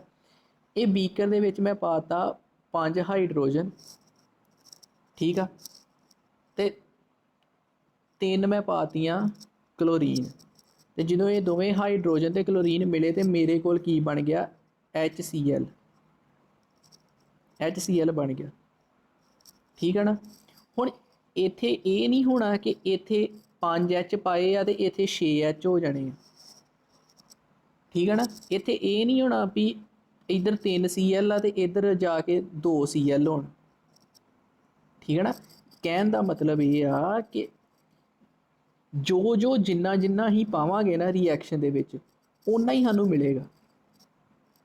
5 ਹਾਈਡਰੋਜਨ ਪਾਈਆਂ, 5 ਕਲੋਰੀਨ ਪਾਈਆਂ, ਜਦੋਂ ਰਿਐਕਸ਼ਨ ਪੂਰੀ ਹੋਈ ਕਿੰਨੀਆਂ ਹੀ, ਜਿਹੜਾ HCl ਬਣਿਆ ਇਹਦੇ ਵਿੱਚ ਵੀ 5 ਹਾਈਡਰੋਜਨ 5 ਕਲੋਰੀਨ। ਠੀਕ ਆ। ਇਹ ਨਹੀਂ ਕਿ ਜਾਂ ਇੱਥੇ 6 ਹਾਈਡਰੋਜਨ ਹੋ ਗਈਆਂ। ਕਿਉਂਕਿ ਆਪਾਂ ਪਾਈਆਂ ਹੀ 5 ਆ। ਜਿੰਨਾ ਆਪਾਂ ਪਾਵਾਂਗੇ ਓਨਾ ਹੀ ਸਾਨੂੰ ਮਿਲੇਗਾ। ਜੇਕਰ ਆਪਾਂ 5 ਹਾਈਡਰੋਜਨ ਪਾਈਆਂ, ਸਾਨੂੰ 5 ਹੀ ਅੱਗੇ ਮਿਲ ਰਹੀਆਂ। ਜੇਕਰ ਆਪਾਂ 5 ਕਲੋਰੀਨ ਪਾਈਆਂ, ਸਾਨੂੰ 5 ਹੀ ਅੱਗੇ ਮਿਲ ਰਹੀਆਂ। ਸਮਝੇ ਗੱਲ। ਠੀਕ ਹੈ ਨਾ। ਸੋ ਕੀ ਹੁੰਦਾ ਆ ਕਿ ਹੁਣ ਇਹ ਲਾਅ ਦੀ ਗੱਲ ਸੁਣੋ, mass can neither be created not destroyed in a chemical reaction. ਠੀਕ ਹੈ ਨਾ। ਹੁਣ ਵੇਖੋ, ਜਦੋਂ ਨਾ ਤਾਂ ਕੋਈ ਇੱਥੋਂ ਖ਼ਤਮ ਹੋ ਰਿਹਾ, ਠੀਕ ਹੈ ਨਾ। ਹੁਣ ਜਿੱਦਾਂ ਮੰਨ ਲਓ ਇੱਥੇ ਕੀ ਹੀ, ਹਾਈਡਰੋਜਨ ਅਤੇ ਕਲੋਰੀਨ, 5 ਇੱਧਰ ਹੀ, 5 ਹੀ ਇਹ ਹੀ। ਜਦੋਂ ਰਿਐਕਸ਼ਨ ਹੋਈ ਤਾਂ ਆਪਾਂ ਨੂੰ 5 ਹੀ ਹਾਈਡਰੋਜਨ ਮਿਲੀਆਂ, 5 ਹੀ ਕਲੋਰੀਨ ਮਿਲੀਆਂ, ਜੁੜ ਕੇ ਕਿੱਦਾਂ, HCl ਬਣ ਕੇ। ਇਹਦੇ ਵਿੱਚ 5 ਹੀ ਹਾਈਡਰੋਜਨ ਆ, 5 ਹੀ ਕਲੋਰੀਨ। ਠੀਕ ਆ। ਇੱਦਾਂ ਨਹੀਂ ਹੋਣਾ ਕਿ ਇੱਥੇ ਜੇਕਰ ਮੈਂ 5 ਲਈਆਂ ਵਾ ਤਾਂ ਇੱਥੇ ਮੇਰੇ ਕੋਲ 6 ਹੋ ਜਾਣ, ਵੀ ਇੱਕ ਕੋਈ ਨਵਾਂ ਹੀ ਪ੍ਰਗਟ ਹੋ ਜੇ ਹਾਈਡਰੋਜਨ। ਠੀਕ ਆ। ਜਾਂ ਇੱਥੇ ਇੱਕ ਹਾਈਡਰੋਜਨ ਘੱਟ ਜੇ, ਇੱਕ ਖ਼ਤਮ ਹੋ ਜੇ। ਇੱਦਾਂ ਵੀ ਨਹੀਂ ਹੋਣਾ। ਅਤੇ ਇਹ ਵੀ ਨਹੀਂ ਆ ਕਿ ਜੇਕਰ ਮੈਂ ਇੱਧਰ ਹਾਈਡਰੋਜਨ ਅਤੇ ਕਲੋਰੀਨ ਲਈ ਆ ਅਤੇ ਇੱਧਰ ਕੋਈ ਮੇਰੇ ਕੋਲ ਨਵਾਂ ਹੀ ਕੋਈ ਐਟਮ ਆ ਜੇ, ਜਿੱਦਾਂ ਕਿ ਸੋਡੀਅਮ। ਮਤਲਬ ਜਿੰਨਾ ਜੋ ਲਵਾਂਗੇ ਓਨਾ ਹੀ ਸਾਨੂੰ ਅੱਗੇ ਮਿਲੇਗਾ। ਠੀਕ ਹੈ ਨਾ। ਹੁਣ ਵੇਖੋ, ਡਿਊਰਿੰਗ ਏ ਕੈਮੀਕਲ ਰਿਐਕਸ਼ਨ, ਜਦੋਂ ਕੈਮੀਕਲ ਰਿਐਕਸ਼ਨ ਹੁੰਦੀ ਆ, the sum of masses of reactant and product remain changed. ਇਹਦਾ ਕੀ ਮਤਲਬ ਹੈ, ਹੁਣ ਇਹ ਕੀ ਇੱਕ ਰਿਐਕਸ਼ਨ ਹੋ ਰਹੀ ਹੈ, A ਰਿਐਕਟ ਕੀਤਾ B ਨਾਲ, ਇਹ ਜਿਹੜੇ ਆਪਸ ਦੇ ਵਿੱਚ ਰਿਐਕਟ ਕਰਦੇ ਆ ਨਾ, ਇਹਨੂੰ ਕੀ ਕਹਿੰਦੇ ਆ, ਰਿਐਕਟੈਂਟ। ਜੋ ਅਸੀਂ ਰਿਐਕਸ਼ਨ ਕਰਨ ਲਈ ਲਿਆ, ਇਹ ਜੋ A ਅਤੇ B ਹੈ ਨਾ, ਇਹਨੂੰ ਆਪਾਂ ਰਿਐਕਸ਼ਨ ਕਰਨ ਲਈ ਲਿਆ। ਜਿਨ੍ਹਾਂ ਨੂੰ ਰਿਐਕਟੈਂਟ ਕਿਹੜੇ ਆ, ਜਿਹੜੇ ਰਿਐਕਟ ਕਰਦੇ ਆ, ਵੀ ਜਿਨ੍ਹਾਂ ਨੂੰ ਆਪਾਂ ਲੈ ਕੇ, ਜਿੱਦਾਂ ਮੰਨ ਲਓ ਹਾਈਡਰੋਜਨ ਅਤੇ ਆਕਸੀਜਨ, ਇਹ ਰਿਐਕਟ ਕੀਤੇ ਅਤੇ ਵਾਟਰ ਬਣਿਆ। ਜੋ ਸਾਨੂੰ ਮਿਲ ਰਿਹਾ ਵਾ, ਇਹ ਕੀ ਆ, ਪ੍ਰੋਡਕਟ। ਇਹ ਕੀ ਆ ਪ੍ਰੋਡਕਟ ਜੋ ਸਾਨੂੰ ਮਿਲ ਰਿਹਾ ਵਾ, ਇਹ ਕੀ ਆ ਪ੍ਰੋਡਕਟ ਜਿਨ੍ਹਾਂ ਨੂੰ ਲੈ ਕੇ ਸਾਨੂੰ ਇਹ ਚੀਜ਼ ਮਿਲੀ ਆ, ਇਹ ਕੀ ਆ ਰਿਐਕਟੈਂਟ। ਜਿਹੜੇ ਰਿਐਕਟੈਂਟ ਹੁੰਦੇ ਨਾ ਇਹ ਖੱਬੇ ਪਾਸੇ ਲਿਖਦੇ ਆ ਆਪਾਂ, ਆਹ ਖੱਬੇ ਪਾਸੇ ਲਿਖੇ ਨਾ, ਜਿਹੜੇ ਪ੍ਰੋਡਕਟ ਇਹ ਸੱਜੇ ਪਾਸੇ ਲਿਖਦੇ, ਠੀਕ ਹੈ ਨਾ। ਰਿਐਕਟੈਂਟ ਕੀ ਆ, ਜਿਨ੍ਹਾਂ ਨੇ ਰਿਐਕਟ ਕਰਕੇ ਸਾਨੂੰ ਪ੍ਰੋਡਕਟ ਦਿੱਤਾ, ਠੀਕ ਹੈ ਨਾ। ਜਿਹੜੇ ਰਿਐਕਟ ਕਰ ਰਹੇ ਆ, ਜਿਹੜੇ ਕੈਮੀਕਲ ਰਿਐਕਟ ਕੀਤੇ, ਜਿਨ੍ਹਾਂ ਨੂੰ ਅਸੀਂ ਲਿਆ ਕਿ ਹਾਂ ਤੁਸੀਂ ਰਿਐਕਟ ਕਰੋ ਅਤੇ ਸਾਨੂੰ ਪਾਣੀ ਦਿਓ, ਠੀਕ ਹੈ ਨਾ, ਉਹ ਕੀ ਆ ਰਿਐਕਟੈਂਟ। ਅਤੇ ਪ੍ਰੋਡਕਟ ਕੀ ਹੈ, ਜੋ ਸਾਨੂੰ ਰਿਐਕਸ਼ਨ ਹੋਣ ਤੋਂ ਬਾਅਦ ਮਿਲਿਆ, ਠੀਕ ਹੈ ਨਾ। ਰਿਐਕਟੈਂਟ ਕੀ ਹੀ, ਹਾਈਡਰੋਜਨ ਅਤੇ ਆਕਸੀਜਨ, ਇਹ ਕੀ ਹੀ ਰਿਐਕਟੈਂਟ, ਠੀਕ ਹੈ ਨਾ। ਕਿਉਂ ਅਤੇ ਜਦੋਂ ਇਹ ਦੋਵੇਂ ਰਿਐਕਟ ਕੀਤੇ ਅਤੇ ਵਾਟਰ ਮਿਲਿਆ, ਅਤੇ ਵਾਟਰ ਕੀ ਆ ਸਾਡੇ ਕੋਲ ਪ੍ਰੋਡਕਟ ਕੀ ਆ ਜਿਹੜਾ ਸਾਨੂੰ ਰਿਐਕਸ਼ਨ ਤੋਂ ਬਾਅਦ ਮਿਲਦਾ, ਠੀਕ ਹੈ ਨਾ। ਜਦੋਂ ਰਿਐਕਸ਼ਨ ਹੋ ਗਈ ਹਾਈਡਰੋਜਨ ਲਈ, ਮੈਂ ਹਾਈਡਰੋਜਨ ਲਈ, ਮੈਂ ਆਕਸੀਜਨ ਲਈ, ਇਹ ਦੋਵੇਂ ਕੀ ਹੀ ਰਿਐਕਟੈਂਟ, ਕਿਉਂਕਿ ਇਹਨਾਂ ਨੂੰ ਮੈਂ ਖੁਦ ਲਿਆ ਸੀ, ਖੁਦ ਮੈਂ ਚੂਜ਼ ਕੀਤਾ ਸੀ, ਇਹਨਾਂ ਨੇ ਰਿਐਕਟ ਕਰਕੇ ਕੀ ਬਣਾਉਣਾ ਸੀ ਪ੍ਰੋਡਕਟ, ਅਤੇ ਵਾਟਰ ਬਣਿਆ। ਜਦੋਂ ਇਹ ਦੋਵੇਂ ਆਪਸ 'ਚ ਰਿਐਕਟ ਕੀਤੇ ਅਤੇ ਵਾਟਰ ਬਣਿਆ, ਅਤੇ ਵਾਟਰ ਕੀ ਆ ਪ੍ਰੋਡਕਟ, ਠੀਕ ਹੈ। ਇਹ ਵੀ ਗੱਲ ਹੋ ਗਈ। ਹੁਣ ਵੇਖੋ ਜਿੰਨਾ ਮਾਸ ਇੱਧਰ ਹੋਊਗਾ ਨਾ, ਮਤਲਬ ਜਿੰਨਾ ਮਾਸ ਰਿਐਕਟੈਂਟ ਦਾ ਹੋਊਗਾ ਓਨਾ ਹੀ ਮਾਸ ਪ੍ਰੋਡਕਟ ਦਾ ਆਉਣਾ। ਜਿੱਦਾਂ ਮੰਨ ਲਓ ਜਦੋਂ ਵੀ ਕੈਮੀਕਲ ਰਿਐਕਸ਼ਨ ਹੋਊਗੀ, ਜਿੰਨਾ ਮਾਸ ਰਿਐਕਟੈਂਟ ਦਾ ਹੋਊ ਓਨਾ ਹੀ ਮਾਸ ਪ੍ਰੋਡਕਟ ਦਾ ਹੋਊ। ਇਗਜ਼ਾਮਪਲ ਹੁਣ ਇੱਥੇ A ਅਤੇ B ਦੋ ਰਿਐਕਟੈਂਟ ਆ, A ਦਾ ਭਾਰ ਕਿੰਨਾ 1 ਕਿਲੋ, B ਦਾ ਭਾਰ ਕਿੰਨਾ 2 ਕਿਲੋ। ਇਹਨਾਂ ਦੋਵਾਂ ਨੇ ਮਿਲ ਕੇ ਸਾਨੂੰ ਕੀ ਬਣਾ ਕੇ ਦਿੱਤਾ C ਅਤੇ D, ਠੀਕ ਹੈ ਨਾ। ਹੁਣ ਇਸ ਸਾਈਡ ਭਾਰ ਕਿੰਨਾ ਵਾ 2 + 1 3 ਕਿਲੋ, ਅਤੇ ਇੱਧਰ ਸੱਜੇ ਪਾਸੇ ਕਿੰਨਾ ਭਾਰ ਆ 3 ਕਿਲੋ। ਮਤਲਬ ਜਿੰਨਾ ਭਾਰ ਰਿਐਕਟੈਂਟ ਵਾਲੀ ਸਾਈਡ ਆ ਓਨਾ ਹੀ ਭਾਰ ਪ੍ਰੋਡਕਟ ਵਾਲੀ ਸਾਈਡ, ਠੀਕ ਹੈ ਨਾ। ਜਦੋਂ ਵੀ ਰਿਐਕਸ਼ਨ ਹੋਊਗੀ ਜਿੰਨਾ ਭਾਰ ਖੱਬੇ ਪਾਸੇ ਹੋਣਾ ਓਨਾ ਹੀ ਭਾਰ ਸੱਜੇ ਪਾਸੇ ਹੋਣਾ। ਇਹਦਾ ਮਤਲਬ ਕੀ ਹੋਇਆ ਕਿ ਜਿਹੜਾ ਮਾਸ ਹੁੰਦਾ ਵਾ ਰਿਐਕਟੈਂਟ ਦਾ ਅਤੇ ਪ੍ਰੋਡਕਟ ਦਾ, ਇਹ ਬਦਲਦਾ ਨਹੀਂ ਹੈਗਾ। ਜਦੋਂ ਨਹੀਂ ਬਦਲਿਆ ਤਾਂ ਹੀ ਤਾਂ ਬਰਾਬਰ ਰਹੇ ਨਾ, ਠੀਕ ਹੈ ਨਾ। ਜਿੰਨਾ ਭਾਰ ਆਪਣੇ ਰਿਐਕਟੈਂਟ ਵਾਲੀ ਸਾਈਡ ਹੀ ਓਨਾ ਹੀ ਭਾਰ ਪ੍ਰੋਡਕਟ ਵਾਲੀ ਸਾਈਡ ਹੀ। ਕਾਰਨ ਕੀ ਆ, ਕਿਉਂਕਿ ਜਦੋਂ ਰਿਐਕਸ਼ਨ ਹੁੰਦੀ ਆ ਤਾਂ ਇਹਨਾਂ ਦਾ ਜਿਹੜਾ ਭਾਰ ਆ ਨਾ, ਇਹ ਨਾ ਤਾਂ ਆਪਾਂ ਨਵਾਂ ਹੀ ਕੋਈ ਪੈਦਾ ਕਰ ਸਕਦੇ ਹਾਂ, ਨਾ ਇਹਨਾਂ ਨੂੰ ਆਪਾਂ ਖ਼ਤਮ ਕਰ ਸਕਦੇ ਹਾਂ, ਠੀਕ ਹੈ ਨਾ। ਤੁਸੀਂ ਇਹ ਦਿਮਾਗ 'ਚ ਰੱਖਣਾ ਕਿ ਦੋਵੇਂ ਸਾਈਡਾਂ 'ਤੇ ਭਾਰ ਬਰਾਬਰ ਰਹਿੰਦਾ। ਜਿੰਨਾ ਭਾਰ ਖੱਬੇ ਪਾਸੇ ਓਨਾ ਹੀ ਭਾਰ ਸੱਜੇ ਪਾਸੇ, ਜਿੰਨਾ ਭਾਰ ਖੱਬੇ ਪਾਸੇ ਓਨਾ ਹੀ ਭਾਰ ਸੱਜੇ ਪਾਸੇ, ਜਿੰਨਾ ਭਾਰ ਰਿਐਕਟੈਂਟ ਸਾਈਡ ਓਨਾ ਹੀ ਭਾਰ ਪ੍ਰੋਡਕਟ ਸਾਈਡ। ਜੇਕਰ reactant side 3 kilo, product side ਵੀ 3 ਕਿਲੋ। ਜੇਕਰ reactant side 5 kilo, product side ਵੀ 5 ਕਿਲੋ, ਠੀਕ ਹੈ ਨਾ। ਅਤੇ ਭਾਰ ਕਿਉਂ ਦੋਵੇਂ ਪਾਸੇ ਬਰਾਬਰ ਰਹਿਣ ਡਿਆ, ਇੱਧਰ ਵੀ ਓਨਾ ਭਾਰ ਆ, ਇੱਧਰ ਵੀ ਓਨਾ ਭਾਰ ਆ, ਕਿਉਂਕਿ ਬਦਲਦਾ ਨਹੀਂ ਪਿਆ ਮਾਸ ਜਿਹੜਾ ਵਾ, ਇਹਨੇ ਜਦੋਂ ਰਿਐਕਸ਼ਨ ਹੋਣੀ ਇਹਨੇ ਅਨਚੇਂਜਡ ਰਹਿਣਾ, ਠੀਕ ਹੈ ਨਾ। ਰਿਐਕਟੈਂਟ ਵੀ ਮੈਂ ਦੱਸਦਾ ਕੀ ਹੁੰਦਾ, ਪ੍ਰੋਡਕਟ ਵੀ ਮੈਂ ਦੱਸਦਾ। ਰਿਐਕਟੈਂਟ ਜਿਹੜਾ ਹੁੰਦਾ ਵਾ ਰਿਐਕਟੈਂਟ ਸਾਈਡ ਵਾਲਾ ਮਾਸ ਇਹ ਪ੍ਰੋਡਕਟ ਸਾਈਡ ਵਾਲੀ ਮਾਸ ਦੇ ਬਰਾਬਰ ਹੁੰਦਾ, ਠੀਕ ਹੈ ਨਾ। ਸੋ ਜਦੋਂ ਦੋਵੇਂ ਪਾਸੇ ਭਾਰ ਜਿਹੜਾ ਬਰਾਬਰ ਹੈ, ਇਹਦਾ ਮਤਲਬ ਕੀ ਆ ਕਿ ਮਾਸ ਨਾ ਤਾਂ ਨਵਾਂ ਕ੍ਰੀਏਟ ਹੀ ਕਰ ਸਕਦੇ ਹਾਂ, ਕਿਉਂਕਿ ਜੇ ਨਵਾਂ ਕ੍ਰੀਏਟ ਕਰਦੇ ਹਾਂ ਆਪਾਂ ਮਾਸ ਰਿਐਕਸ਼ਨ ਦੇ ਵਿੱਚ ਤਾਂ ਭਾਰ ਤਾਂ ਵਧਣਾ ਚਾਹੀਦਾ ਹੈ। ਨਾ ਆਪਾਂ ਭਾਰ ਨੂੰ ਡਿਸਟਰੋਏ ਕਰ ਸਕਦੇ ਹਾਂ, ਕਿਉਂਕਿ ਜੇਕਰ ਡਿਸਟਰੋਏ ਕਰਦੇ ਤਾਂ ਫਿਰ ਭਾਰ ਘਟਣਾ ਚਾਹੀਦਾ ਸੀ, ਪਰ ਹੋ ਕੀ ਰਿਹਾ ਵਾ, ਭਾਰ ਬਰਾਬਰ ਰਹਿਣ ਡਿਆ। ਸੋ ਇਹਦਾ ਮਤਲਬ ਨਾ ਤਾਂ ਕੋਈ ਨਵਾਂ ਮਾਸ ਕ੍ਰੀਏਟ ਹੋਣਾ ਵਾ, ਨਾ ਡਿਸਟਰੋਏ ਹੋਣਾ ਜਦੋਂ ਕੈਮੀਕਲ ਰਿਐਕਸ਼ਨ ਹੋਣੀ, ਦੋਵੇਂ ਸਾਈਡਾਂ ਦੇ ਭਾਰ ਬਰਾਬਰ ਰਹਿਣਾ। ਇਹੀ ਪਹਿਲਾ ਲਾਅ ਆਫ ਕੰਜ਼ਰਵੇਸ਼ਨ ਆਫ ਮਾਸ। ਦੂਜਾ ਲਾਅ ਹੁਣ ਆਪਣੇ ਕੋਲ ਆ ਗਿਆ, ਦੂਜਾ ਲਾਅ। ਜਿਹੜਾ ਦੂਜਾ ਲਾਅ ਆਫ ਕਾਂਸਟੈਂਟ ਪ੍ਰੋਪੋਰਸ਼ਨਸ ਕਹਿੰਦੇ ਇਹਨੂੰ ਕਹਿੰਦੇ ਆ ਲਾਅ ਆਫ ਕਾਂਸਟੈਂਟ ਪ੍ਰੋਪੋਰਸ਼ਨਸ। ਇਹਦਾ ਕੀ ਮਤਲਬ ਆ, ਵੇਖੋ in a chemical substance the elements are always present in definite proportions by mass. ਕਹਿਣ ਦਾ ਕੀ ਮਤਲਬ ਆ, ਵੇਖੋ ਕੋਈ ਵੀ ਸਬਸਟਾਂਸ ਲੈ ਲਓ, ਮੰਨ ਲਓ ਆਪਾਂ ਪਾਣੀ ਲੈ ਲਿਆ, ਪਾਣੀ ਦੇ ਵਿੱਚ ਆਪਾਂ ਪਾਣੀ ਕਿੱਦਾਂ ਬਣਿਆ ਸੀ ਆਪਣੇ ਕੋਲ, ਜਦੋਂ ਆਪਣੇ ਕੋਲ ਹਾਈਡਰੋਜਨ ਅਤੇ ਆਕਸੀਜਨ ਰਿਐਕਟ ਕੀਤੇ ਅਤੇ ਕੀ ਬਣਿਆ ਪਾਣੀ, ਠੀਕ ਹੈ ਨਾ। ਹੁਣ ਵੇਖੋ ਹਾਈਡਰੋਜਨ ਦਾ ਜਿਹੜਾ ਭਾਰ ਹੁੰਦਾ ਨਾ ਉਹ ਕਿੰਨਾ ਦਾ ਆ ਲਿਖਿਆ ਨਾ ਮੈਂ 1U। ਜਿੱਦਾਂ ਵੇਖੋ ਜਿੱਦਾਂ ਤੁਹਾਡਾ ਭਾਰ ਆਪਾਂ ਜੋਖਣਾ ਹੋਵੇ, ਤੁਹਾਡਾ ਭਾਰ ਜੋਖਣਾ ਹੋਵੇ ਤਾਂ ਮੈਂ ਕਿੱਦਾਂ ਜੋਖੂੰਗਾ, ਮੈਂ ਕਿਲੋ ਦੇ ਹਿਸਾਬ ਨਾਲ ਜੋਖਾਂਗਾ, ਠੀਕ ਹੈ ਨਾ। ਜਿੱਦਾਂ ਮੰਨ ਲਓ ਇਹਦਾ ਭਾਰ 100 ਕਿਲੋ, ਇਹਦਾ ਭਾਰ 50 ਕਿਲੋ, ਇਹਦਾ ਭਾਰ 70 ਕਿਲੋ ਆ, ਠੀਕ ਹੈ ਨਾ। ਪਰ ਜੇਕਰ ਮੈਂ ਇਹੀ ਚੀਜ਼ ਐਟਮਸ ਦੇ ਵਿੱਚ ਕਰਨੀ ਆ ਜਾਂ ਮੈਂ ਮੋਲੀਕਿਊਲਸ ਦੇ ਵਿੱਚ ਕਰਨੀ ਆ, ਕਿਉਂਕਿ ਐਟਮਸ ਬਹੁਤ ਹੀ ਛੋਟੇ ਆ, ਆਪਾਂ ਅੱਖਾਂ ਨਾਲ ਦੇਖ ਨਹੀਂ ਸਕਦੇ ਹੈਗੇ ਉਹਨਾਂ ਨੂੰ, ठीक है ना। जो मैं इन्नी छोटी किसी चीज़ का भार मापना ना, तो ਉਹਦੇ ਲਈ ਮੈਨੂੰ ਕੀ ਹੈ, ਇੱਕ ਨਵੀਂ ਚੀਜ਼ ਇੱਕ ਮੈਂ ਲਾਉਂਦਾ ਆ ਨਾਲ, ਕਿਲੋ ਨਹੀਂ ਉੱਥੇ ਲਗਾ ਸਕਦੇ, ਉੱਥੇ ਆਪਾਂ ਯੂ ਲਾਉਂਦੇ ਹਾਂ। ਜਿਹਦਾ ਤੁਹਾਡਾ ਭਾਰ ਮੰਨ ਲਓ 70 ਕਿਲੋ ਆ, ਠੀਕ ਹੈ ਨਾ, ਤੇ ਹਾਈਡਰੋਜਨ ਦਾ ਭਾਰ ਕਿੰਨਾ 1 ਯੂ। ਮੰਨ ਲਓ ਕਿਸੇ ਦਾ ਭਾਰ 80 ਕਿਲੋ ਆ, ਆਕਸੀਜਨ ਦਾ ਭਾਰ ਕਿੰਨਾ 16 ਯੂ। ਆਕਸੀਜਨ ਦਾ ਭਾਰ ਕਿੰਨਾ 16 ਯੂ, ਠੀਕ ਹੈ ਨਾ। ਸੋ ਇਹ ਗੱਲ ਹੋ ਗਈ ਆਪਣੇ ਕੋਲ। ਹੁਣ ਵੇਖੋ ਅੱਗੇ ਕੀ ਦਿੱਤਾ।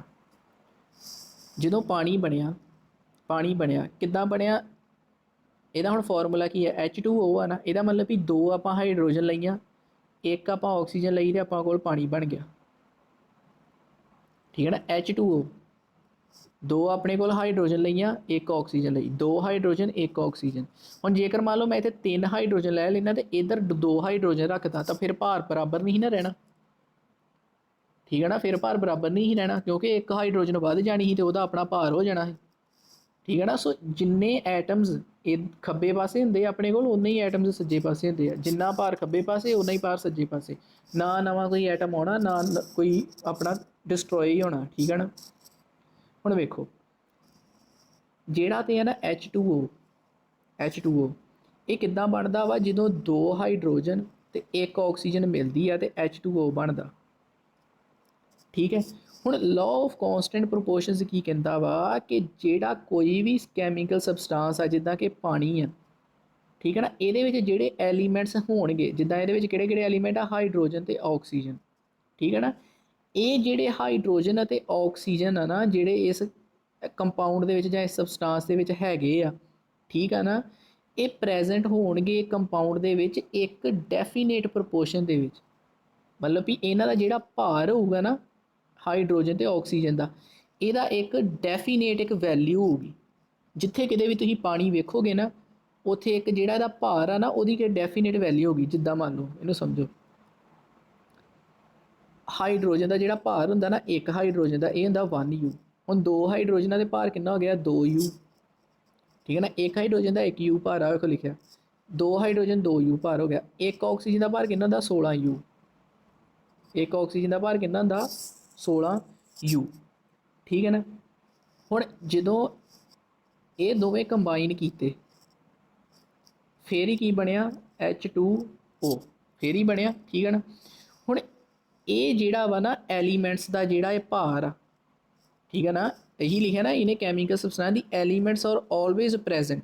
ਜਿਹੜੇ ਇਹ ਐਲੀਮੈਂਟਸ ਆ ਨਾ ਆਪਣੇ ਕੋਲ, ਹਾਈਡਰੋਜਨ ਤੇ ਆਕਸੀਜਨ, ਇਹ ਜਦੋਂ ਉਹਦੇ ਜਿਹੜੇ ਇਹ ਹੋਣਗੇ ਨਾ ਐਲੀਮੈਂਟਸ ਆਪਣੇ ਕੋਲ, ਹਾਈਡਰੋਜਨ ਤੇ ਆਕਸੀਜਨ ਜਾਂ ਕੋਈ ਵੀ ਐਲੀਮੈਂਟਸ, ਇਹਨਾਂ ਦਾ ਜਿਹੜਾ ਇਹ ਭਾਰ ਹੋਊਗਾ ਨਾ, ਵਾਟਰ ਤੁਸੀਂ ਜਿੱਥੇ ਮਰਜ਼ੀ ਵੇਖ ਲਓ, ਭਾਵੇਂ ਤੁਸੀਂ ਗਟਰ ਦਾ ਪਾਣੀ ਵੇਖ ਲਓ, ਭਾਵੇਂ ਤੁਸੀਂ ਕਿਤੇ ਉੱਤੇ ਚਲ ਜਾਓ, ਬਰਫ਼ ਜਿੱਥੇ ਪੈਂਦੀ ਉੱਥੇ ਚਲ ਜਾਓ, ਉੱਥੇ ਦਾ ਪਾਣੀ ਵੇਖ ਲਓ, ਠੀਕ ਹੈ ਨਾ, ਜਿੱਥੇ ਮਰਜ਼ੀ ਚਲ ਜਾਓ, ਜਿਹੜਾ ਹਾਈਡਰੋਜਨ ਤੇ ਆਕਸੀਜਨ ਆ ਨਾ, ਇਹਨਾਂ ਦਾ ਜਿਹੜਾ ਭਾਰ, ਉਹ ਜਿੱਥੇ ਵੀ H2O ਲਿਖਿਆ ਹੋਊਗਾ, ਉੱਥੇ ਹਾਈਡਰੋਜਨ ਦਾ ਭਾਰ ਕਿੰਨਾ ਹੋਊਗਾ, 2 ਯੂ, ਆਕਸੀਜਨ ਦਾ ਕਿੰਨਾ ਹੋਊਗਾ, 16 ਯੂ।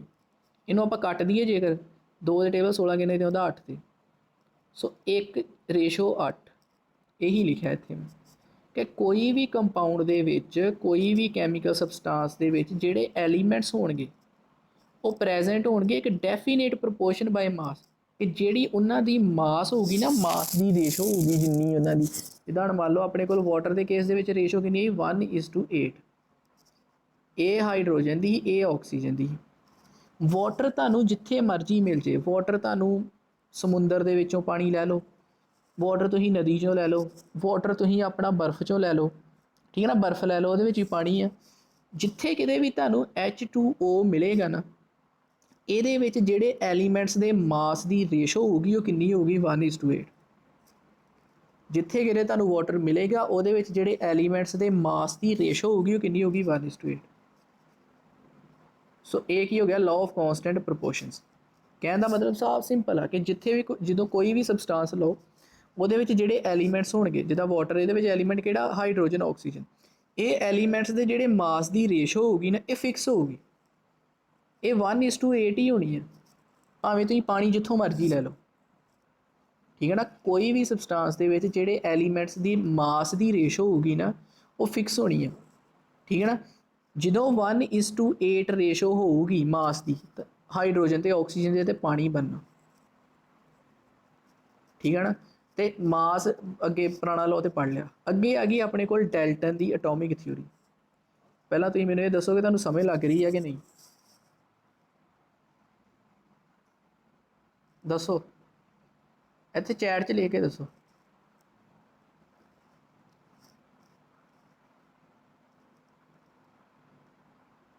ਉਹ ਦੱਸੋ ਸਮਝ ਲੱਗ ਰਹੀ ਹੈ ਸਾਰੇ ਜਣੇ।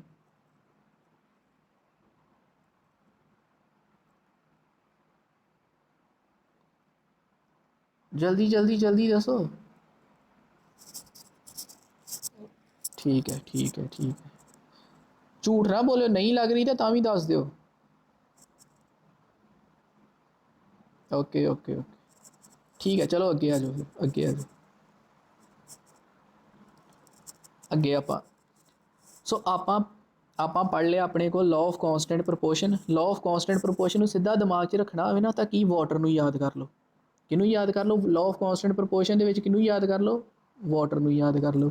वाटर दे विच की कहना, तुसीं ये सीधा रखना कि पानी भावें गटर दा लै लो, पानी भावें समुंदर दा लै लो, पानी जित्थों मर्जी लै लो, भावें अमरीका च जाके पानी लैओ, ਉਹਦੇ ਵਿੱਚ ਜਿਹੜੇ ਇਹ ਐਲੀਮੈਂਟਸ ਆ ਨਾ, ਇੱਕ ਹਾਈਡਰੋਜਨ ਤੇ ਇੱਕ ਆਕਸੀਜਨ, ਜਿੱਥੇ ਕਿਤੇ ਵੀ H2O ਪਾਣੀ ਹੈਗਾ ਉਹਦੇ ਵਿੱਚ ਜਿਹੜੇ ਐਲੀਮੈਂਟਸ ਆ ਨਾ, ਇਹਨਾਂ ਦੇ ਜਿਹੜੇ ਮਾਸ ਦੀ ਰੇਸ਼ੋ 1:8 ਹੀ ਹੈ।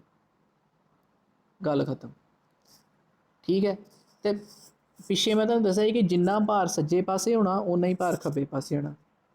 ਹੁਣ ਭਾਰ ਦੋਵੇਂ ਪਾਸੇ ਕਿਉਂ ਬਰਾਬਰ ਆ? ਕਿਉਂਕਿ ਨਾ ਤਾਂ ਸੱਜੇ ਪਾਸੇ ਦੋਵੇਂ ਪਾਸੇ ਕਿਉਂ ਬਰਾਬਰ ਆ? ਕਿਉਂਕਿ ਜਦੋਂ ਵੀ ਕੈਮੀਕਲ ਰਿਐਕਸ਼ਨ ਹੁੰਦੀ ਉਹਦੇ ਵਿੱਚ ਨਾ ਤਾਂ ਕੋਈ ਨਵਾਂ ਭਾਰ ਆ ਸਕਦਾ, ਨਾ ਨਵਾਂ ਭਾਰ ਨਾ ਕਹੀਂ ਕੋਈ ਭਾਰ ਖਤਮ ਹੀ ਕਰ ਸਕਦੀ। ਠੀਕ ਹੈ ਨਾ। ਉਹੀ ਕਿਹਾ ਗਿਆ ਵਾ ਕਿ mass can neither be created nor destroyed in a chemical reaction. ਇਹ ਗੱਲ ਕਿੱਥੋਂ ਪ੍ਰੂਫ ਹੁੰਦੀ ਆ? ਕਿਉਂਕਿ ਜਿੰਨਾ ਭਾਰ ਖੱਬੇ ਪਾਸੇ ਹੁੰਦਾ, ਜਿੰਨਾ ਭਾਰ ਖੱਬੇ ਪਾਸੇ ਹੁੰਦਾ ਓਨਾ ਹੀ ਭਾਰ ਸੱਜੇ ਪਾਸੇ ਹੁੰਦਾ। ਠੀਕ ਹੈ ਨਾ। ਜਿੰਨਾ ਭਾਰ ਖੱਬੇ ਪਾਸੇ ਹੁੰਦਾ ਓਨਾ ਹੀ ਭਾਰ ਸੱਜੇ ਪਾਸੇ ਹੁੰਦਾ। ਸੋ ਇਹ ਗੱਲ ਤੋਂ ਕੀ ਪ੍ਰੂਫ ਹੋ ਗਿਆ? ਇਹ ਵਾਲਾ ਲਓ ਕਿ ਜਦੋਂ ਕੈਮੀਕਲ ਰਿਐਕਸ਼ਨ ਹੁੰਦੀ ਨਾ ਤਾਂ ਕੋਈ ਮਾਸ ਕ੍ਰੀਏਟ ਹੀ ਕਰ ਸਕਦੇ, ਜੇ ਕ੍ਰੀਏਟ ਕਰ ਸਕਦੇ ਨੇ ਫਿਰ ਬਰਾਬਰ ਥੋੜ੍ਹੀ ਹੋਣਾ ਹੈ, ਫਿਰ ਤਾਂ ਇੱਕ ਪਾਸੇ ਵੱਧ ਜਾਣਾ ਹੈ। ਠੀਕ ਹੈ ਨਾ। ਨਾ ਡਿਸਟਰੋਏ ਕਰ ਸਕਦੇ, ਜੇਕਰ ਡਿਸਟਰੋਏ ਕਰਦੇ ਫਿਰ ਇੱਕ ਪਾਸੇ ਘੱਟ ਜਾਣਾ ਹੈ। ਠੀਕ ਹੈ ਨਾ। ਸੋ ਇਹ ਵੀ ਆਪਣੇ ਕੋਲ ਹੋ ਗਿਆ। ਹੁਣ ਅੱਗੇ ਆ ਜਾਓ। ਅੱਗੇ ਆ ਗਈ ਆਪਣੇ ਕੋਲ ਡੈਲਟਨਸ ਅਟੋਮਿਕ ਥਿਊਰੀ। ਇਹਨੂੰ ਕੀ ਕਹਿੰਦੇ? DAT, ਡੈਟ ਮਤਲਬ ਸ਼ਾਰਟ ਫਾਰਮ ਆ ਡੈਲਟਨ ਅਟੋਮਿਕ ਥਿਊਰੀ। ਇਹਦੇ ਵਿੱਚ ਕੀ ਆ? ਡੈਲਟਨਸ ਅਟੋਮਿਕ ਥਿਊਰੀ। ਵੇਖੋ ਕੀ ਹੋ ਗਿਆ?